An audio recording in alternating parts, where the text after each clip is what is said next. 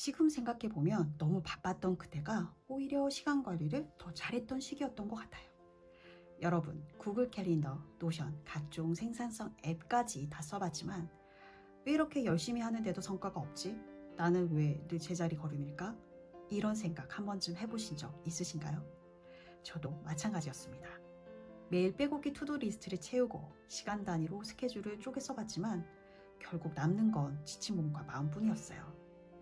이렇게까지 바쁘게 살아야 하나? 그런 생각이 들던 시기에 그냥 바쁘게만 살다가는 안 되겠다는 절박함 때문에 시간 관리에 대한 완전히 다른 시각을 갖게 됐습니다. 그리고 그때부터 시간이 진짜 내 편이 되기 시작했어요. 오늘은 단순히 캘린더를 잘 쓰는 법이 아니라 시간 관리를 진짜 잘하는 사람들의 공통점과 저만의 실전 팁을 공유해 드릴게요. 이 영상 하나로 여러분의 하루가 완전히 달라질 수 있습니다. 그럼 바로 시작할게요. 구독과 좋아요 부탁드릴게요.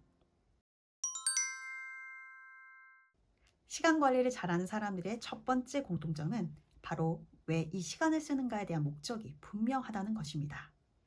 많은 분들이 시간 관리를 도구의 문제로만 생각하곤 하는데요. 스케줄러를 채우고 할 일을 체크하고 알람을 맞추는 것. 하지만 그렇게 겉으로 보이는 루틴만 만든다고 해서 그 루틴이 오래 지속되진 않더라고요. 결국 중간에 지치고 무너지게 됩니다. 실제로 맥킨지와 옥스퍼드 대학이 5,400건 이상의 IT 프로젝트를 분석했었는데 참가자의 대부분이 시간 관리 기술을 실천하고 있었음에도 불구하고 3분의 1에 달하는 프로젝트가 기한을 맞추지 못했다고 해요.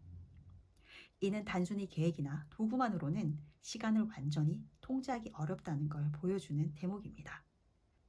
그렇다면 진짜 시간 관리를 잘하는 사람들은 무엇이 다를까요? 그들은 나는 왜 일을 하는가에 대한 명확한 답을 가지고 있습니다.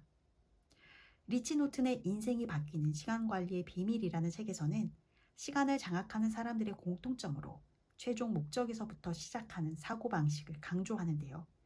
여기서 말하는 최종 목적은 내가 하는 일에 대한 이유와 관심, 그리고 그 일을 통해 기대하는 결과, 나아가 내가 상상하는 최고의 미래입니다. 이런 최종 목적은 단순한 일정 관리보다 훨씬 더 강력한 동기가 됩니다.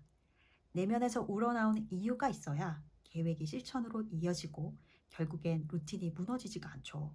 목적이 명확해졌다면 이제 그 목적에 맞춰 어떤 일부터 해야 할지, 즉 우선순위를 정해야겠죠.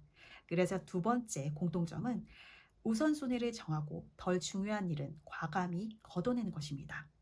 사실 우리에게 시간이 부족한 게 아닙니다. 덜 중요한 일에 너무 많은 시간을 빼앗기고 있는 것이 문제죠. 앞서 말씀드린 같은 책에서도 이런 메시지를 전합니다. 시간 관리를 멈추고 어디에 집중할지 우선순위를 정하라고요.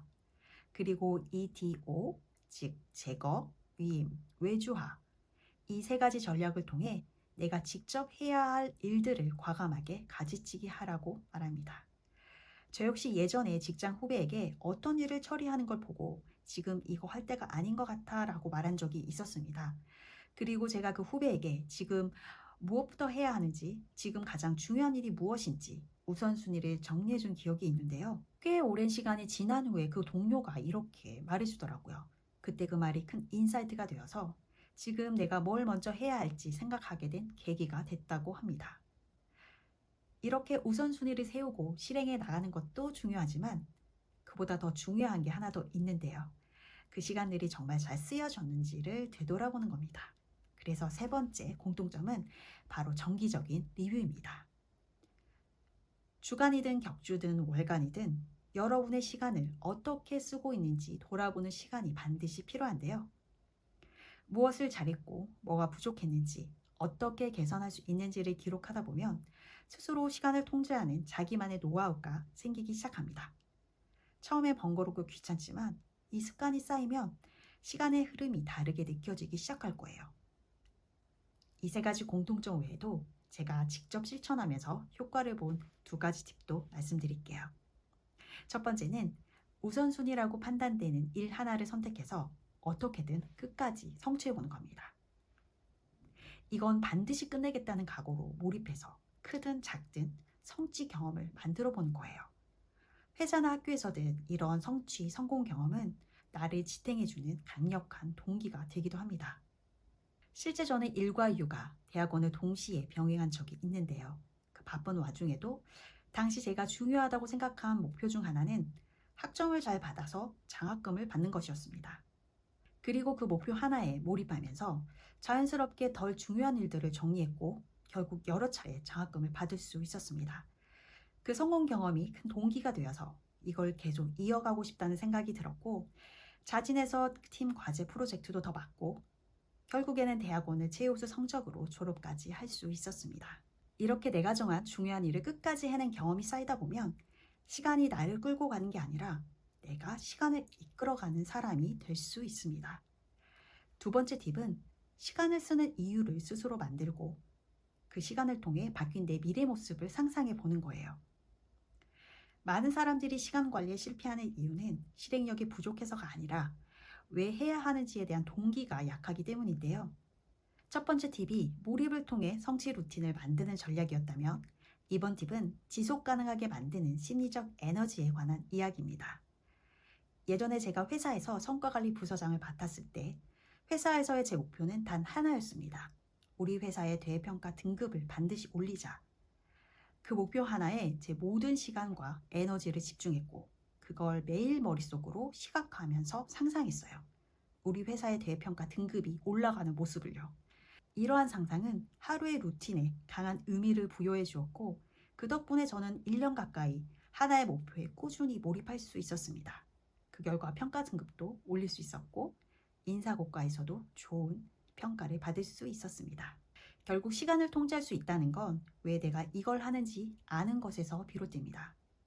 단순히 목표를 향해 달리는 것과 그 목표가 왜 중요한지를 상상하며 달리는 것은 완전히 다른 결과를 만들어냅니다. 지금까지 말씀드린 부분을 정리해드리면 시간 관리를 잘하는 사람들의 공통점은 시간을 쓰는 목적이 분명하고 그 목적에 따라 우선순위를 정하고 그 실행을 정기적인 리뷰로 다듬어 간다는 점입니다. 그리고 여기에 하나라도 끝까지 성취해 보는 것, 바뀐 내 미래 모습을 상상해 보는 것까지 더해진다면 어떤 상황에서도 시간은 분명히 여러분의 편이 될 수 있습니다. 오늘 영상이 여러분에게 작지만 확실한 힌트가 되었길 바랍니다. 구독과 좋아요 부탁드리고요.